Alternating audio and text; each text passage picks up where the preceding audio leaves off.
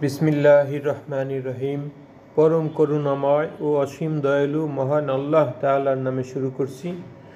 সুপ্রিয় দর্শক ও শ্রোতা, আজকে আরেকটি হাদিস নিয়ে উপস্থিত হলাম।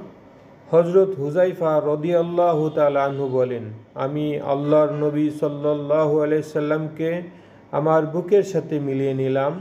তারপর তিনি বললেন, যে ব্যক্তি লা ইলাহা ইল্লাল্লাহু বলে মৃত্যুবরণ করবে সে জান্নাতে প্রবেশ করবে। যে ব্যক্তি আল্লাহর সন্তুষ্টির কামনায় একদিন রোজা রাখবে, পরে তার মৃত্যু হয়, সে জান্নাতে প্রবেশ করবে। যে ব্যক্তি আল্লাহর সন্তুষ্টির উদ্দেশ্যে কোনো দান সদকা করে, তারপর মৃত্যু হয়, সে জান্নাতে প্রবেশ করবে। মহান আল্লাহ তাআলা আমাদেরকে রমজান মাসে রোজা পালন করার তৌফিক দান করুন। আমিন।